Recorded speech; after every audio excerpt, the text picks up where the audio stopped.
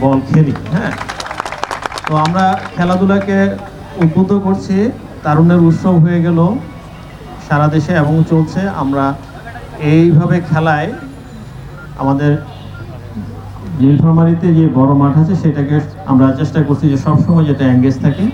আমরা চাই নীলফামারীর প্রতিটি মাঠ এরকম যাতে বিভিন্ন খেলাধুলা বা বিভিন্ন প্রোগ্রামের মাধ্যমে, সাংস্কৃতিক অনুষ্ঠানের মাধ্যমে এবং এক্সট্রা কারিকুলাম অ্যাক্টিভিটির মাধ্যমে সবাই আমাদের শিক্ষার্থীবৃন্দ তাতে যুক্ত থাকুক, সেটা আমাদের ইচ্ছা এবং আমরা সেটা বাস্তবায়ন করার জন্য পর্যায়ক্রমে কাজ করে যাচ্ছি। আমাদের প্রশাসন সহ আমাদের যারা নেতৃবৃন্দ আছেন সবাই আমাদেরকে সহযোগিতা করছেন এবং আমরা আশা করি সর্বভাবে সহযোগিতা করবেন।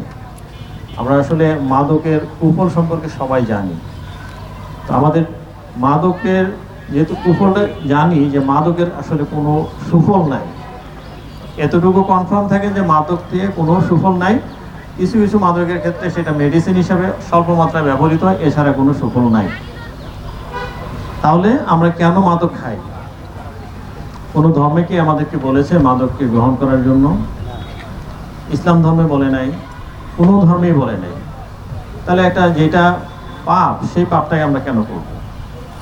আমাদের এখানে যারা আমাদের ধর্মীয় নেতৃবৃন্দ, তাদের প্রতি আমাদের একটা বিশেষ অনুরোধ থাকবে, তারা যাতে মাদকের যে ধর্মীয়ভাবে যে নিষেধাজ্ঞা আছে সেই বিষয়টা যাতে তাদেরকে একটু অবহিত করে এবং তাদেরকে যাতে উদ্বুদ্ধ করে যে মাদক থেকে সরে আসার জন্য। মাদক হচ্ছে আমাদের অপরাধের মা। মাদককে বলা হয় অপরাধের মা। কিভাবে মা? আমি যদি মাদক না খাই তাইলে আমি বলতে পারবো না যে আমি সেফ থাকবো। আমার প্রতিবেশী সে যদি মাদক গ্রহণ করে, অথবা তার বাচ্চা যদি মাদক গ্রহণ করে, সে প্রথমে কি করবে?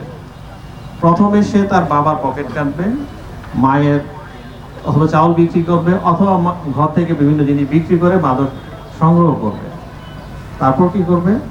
যখন বাসা থেকে পাবে না, তখন আপনার বাসা থেকে আমার বাসা থেকে চুরি করবে। সেটাও না পারলে রাস্তায় আপনাকে ছিনতাই করবে, অন্যান্য অপরাধের সাথে যুক্ত হবে। তাহলে আমি যদি শুদ্ধ থাকি তাহলেই হবে না, এই সমাজকে শুদ্ধ রাখতে হবে এবং সবার এই জন্য ভূমিকা আছে। তো আমি দুইটা সাইড আছে, একটা হলো মাদকের সামাজিকভাবে আমরা এদেরকে নিষিদ্ধ করব, যে তাদেরকে উদ্বুদ্ধ করবো যাতে কেউ মাদকে আসক্ত না হয়। দ্বিতীয় যে কাজটা সেটা হচ্ছে আমার মাদকদ্রব্য নিয়ন্ত্রণ অধিদপ্তরের পুলিশ সহ অন্যান্য যারা আমাদের ইউনিয়ন পরিষদের চেয়ারম্যান সহ যারা আমরা এখানে নেতৃত্ব দিই তাদের। কারণ সব মাদক তো আর আমাদের এখানে তৈরি হয় না, এটা আসতেছে, যে কোনো জায়গা থেকে আসতেছে বা তৈরি হচ্ছে, যেটাই হোক এই মাদক চেইনটা আমাদের বন্ধ করতে হবে। এটা আমাদের দায়িত্ব। যদি আমরা না পারি সেটা আমাদের ব্যর্থতা। আজকে আমার এখানে এসে আমার লজ্জা করছে যে আমি এই ব্যর্থতার প্রধান আসামি এখানে, তাই না? তবে এসে ভালো হলো যে এতগুলো মুখ আমরা দেখতে পাচ্ছি যারা মাদক গ্রহণ করে না। যে সমাজে এতগুলো তরুণ এবং যে সমাজে আমার স্বপ্নের মতো প্রতিষ্ঠান আছে যারা মাদকের বিরুদ্ধে নিজেরাই দাঁড়িয়েছে, সেখানে মাদক থাকবে না। এটা আমরা আশা করি মাদক থাকবে না, দুইটাভাবে থাকবে না। ওনাদের যে সহযোগিতাটুকু লাগে, আসলে ওনাদের সহযোগিতা লাগে না, ওনারা আমাদের সহযোগিতা করতে আসছে। আমরা তাদের সহযোগিতাটুকু গ্রহণ করে, আমার আজকে পুলিশের কেউই নাই এখানে, পুলিশ থাকলে ভালো হতো। যাই হোক, আমি এসপি যিনি আছেন এসপি মহোদয়কেও বলবো, আমাদের রেগুলার মিটিং হয় এই বিষয়ে, উপজেলা পর্যায়ে মিটিং হয়, আমাদের জেলা পর্যায়ে মিটিং হয়, ইভেন ইউনিয়ন পর্যায়েও কিন্তু একটা মিটিং হয়। এখন এই ইউনিয়ন পরিষদের চেয়ারম্যান করেন কিনা জানি না, এখানে একটা কমিটি আছে, সেই কমিটিরও কিন্তু দায়িত্ব আছে এই বিষয়গুলো। আজকে যেভাবে আমারই সহকর্মী একজন প্রধান শিক্ষক যেভাবে যে সৎসাহস নিয়ে কতগুলো নাম উচ্চারণ করতে চেয়েছেন অথবা করেছেন, এরপরে তো আর এখানে আর বলার অপেক্ষা রাখে না মাদকের বিস্তৃতি কীরকম, এবং ওনারা এটা থেকে মুক্তি চান।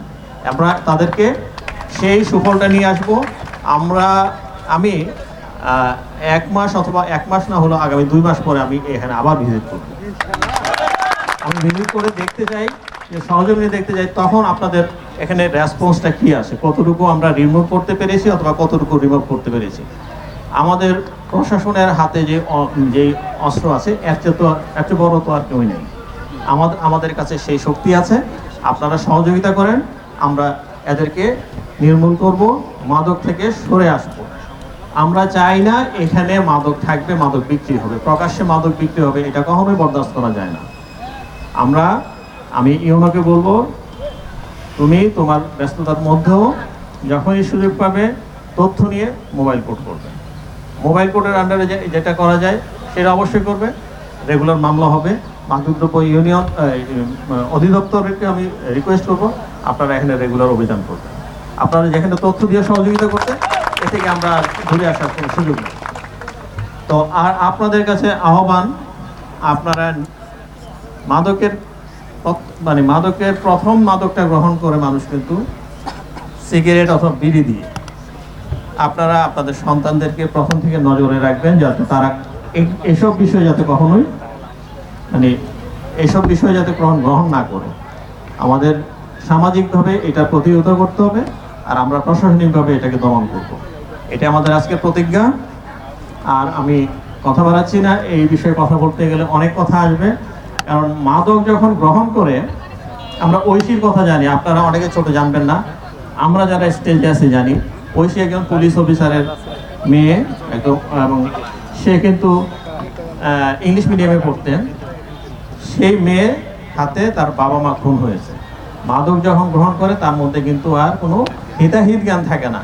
অতএব আমরা কেউ ওই রকম পিতামাতা অভিভাবক হইতে চাই না, যারা আমার সন্তানরা আমাদেরকে এরকম করবে।